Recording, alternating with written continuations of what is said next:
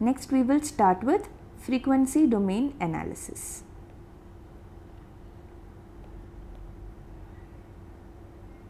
Okay.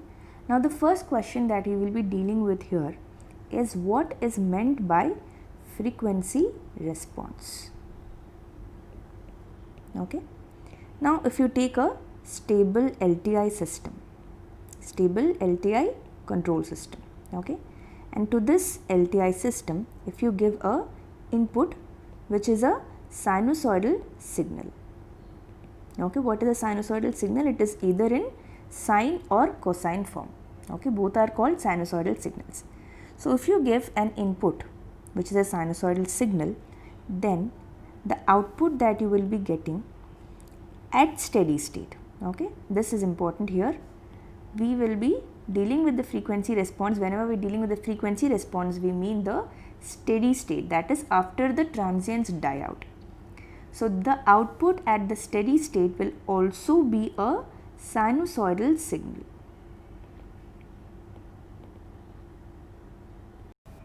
Now what happens in an LTI system is that the frequency of the input sinusoid, the same frequency will appear at the output sinusoidal signal. Okay, so this is a important point. But the frequency is same, it doesn't change, but there will be a change in the amplitude of the sine function and also phase of the sine function. Okay, for example, if the sinusoidal signal of the input, it has some let us say the amplitude is A1 and phase is phi 1, that means A1 sine omega t plus phi 1. Okay, then the output, the amplitude and the phase may change depending on the system. Okay, so it will have a different amplitude, let us say A2, and phase, let us say phi 2, but the frequency will remain same. So the output signal will be in the form A2 sine omega t plus phi 2. Now we will go back to this question, what is meant by frequency response?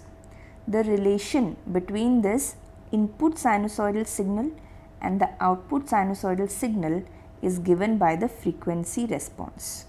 Okay, so you can see that this is what this definition is similar to the transfer function. Okay, transfer function relates the output and the input. Okay, so frequency response is nothing but it relates the output and the input, but they are in the sinusoidal form. Okay, as simple as that.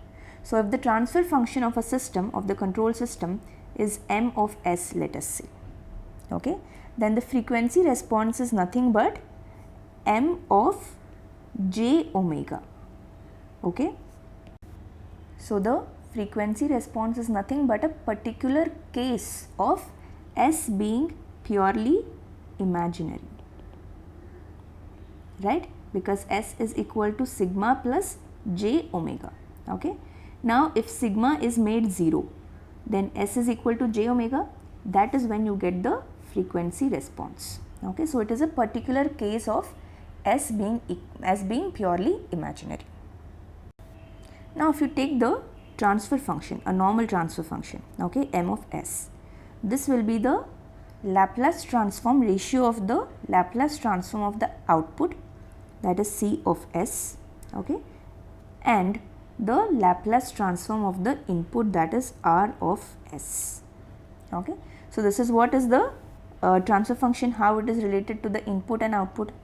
Now we will see how the frequency response m of j omega is related to the input and output. So in this transfer function, we will substitute s is equal to j omega. Okay, so we will get m of j omega is equal to c of j omega divided by r of j omega. Now c of j omega, okay, the output function, it will have a magnitude c of j omega and a phase. Okay, now what are these magnitude and phase? They will depend on the sinusoidal signal amplitude and phase. So if you have a signal, let us say a sine omega t, Okay, then mod c of j omega is nothing but the amplitude, which is a, and angle c of j omega is nothing but the initial phase of the function. Okay, so for example, if you take sine omega t plus phi, then this will be phi. Okay, so this is how the functions, the output and the input functions, they are represented by means of their magnitude and phases. Okay, so you will have to remember this, it's very important.